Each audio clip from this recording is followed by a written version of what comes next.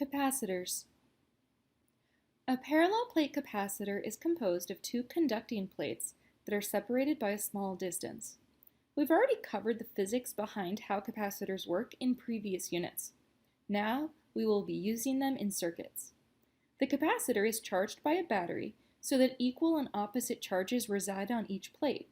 When a battery is connected, the battery provides a constant voltage difference between the plates. A dielectric, or an insulator, can be placed between the plates to increase the amount of charge that can be stored for a given applied voltage.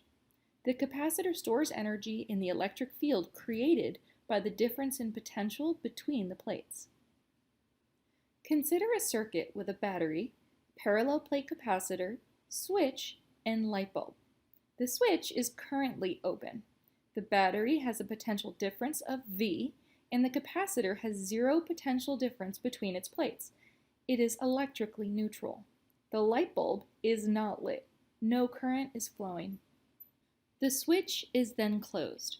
Immediately, electrons from the capacitor's top plate are attracted to the positive terminal of the battery. The charges move through the battery and are deposited on the bottom plate of the capacitor.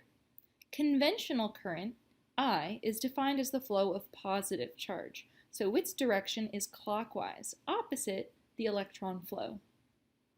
Every electron that moves to the bottom plate leaves behind a positive ion, charging the bottom plate negative and the top positive. After a while, the capacitor is fully charged and current stops flowing. The capacitor is fully charged once the potential difference is equal to that of the battery. What happens to the brightness of the light bulb after the switch is closed? Immediately after the switch is closed, the maximum amount of current is flowing, and the light bulb is at its brightest. As the plates charge, the potential difference between them increases and opposes the battery's potential difference. The current starts decreasing and is zero when the two potentials are equal in magnitude. The light bulb gets dimmer until the current stops and the light bulb goes out. The charge on each plate is now at a maximum. The capacitor is now fully charged to a voltage V. An alternate branch has been added to the circuit. The switch is moved to new position B, removing the battery from the circuit. So here we have a closed loop right there. Electrons start flowing, but this time in a clockwise direction. Conventional current flows in a counterclockwise direction. The potential difference decreases as the capacitor is discharged. This is a fast process, unlike a battery that maintains its potential by chemical reactions changing chemical energy into electrical energy. What happens to the light bulb? As the potential difference decreases to zero, the current decreases until no current flows. The capacitor is now fully discharged. The light bulb gets dimmer and then turns off. Circuits with multiple capacitors can be redrawn as if there were only a single capacitor and battery, just like we've done with circuits with resistors. By reducing the circuit this way, the circuit becomes easier to study.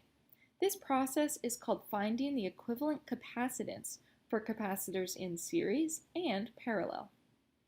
Here we have a circuit with a battery and two capacitors in parallel. What is the voltage across each capacitor, and what is the charge on each capacitor? Just like resistors in parallel, the voltage across each capacitor is the same as the battery in this case. The total charge is the sum of the charge on all of the capacitors. So Q, the total charge, will be the charge on one plate of capacitor 1 plus the charge on one plate of capacitor 2. When you have capacitors in parallel, you're just adding more area for charges to be stored. The equivalent capacitance of the circuit increases.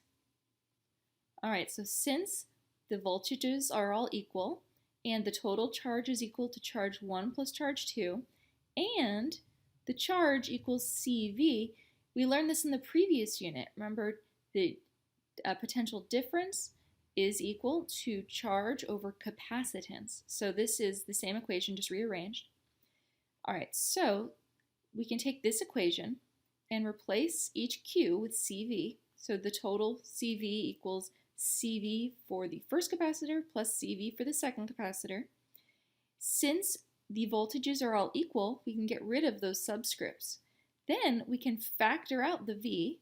Since it's in every term, we can divide both sides by V every term.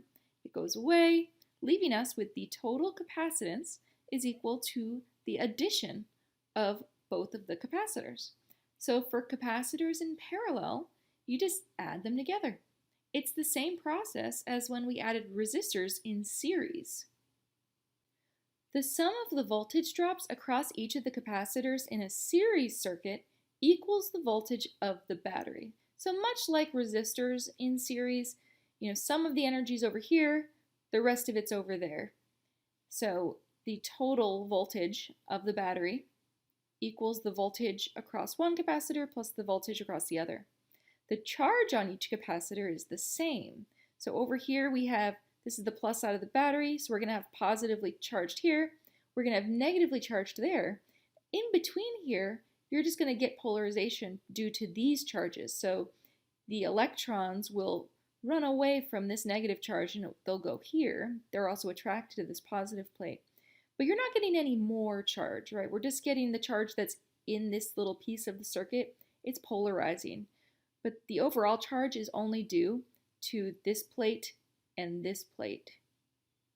So since the voltages add up to the voltage of the battery and the charge stored in both capacitors is the same, and this is our capacitance equation from last unit, we can now take this equation here, and instead of V's, we can put Q over C's. Then, because the Q's are all the same, we can get rid of that subscript. We can factor out a Q and then divide each term by Q. Then the Q's go away, and we get 1 over C, the total capacitance, equals 1 over C1 plus 1 over C2. So for capacitors in series, we have the same relationship as resistors in parallel. 1 over C equals the addition of 1 over each of the capacitors. Overall, the capacitance of the circuit decreases. Finding equivalent capacitance is like finding equivalent resistance, only reversed. Capacitors in series are added like resistors in parallel. Capacitors in parallel are added like resistors in series.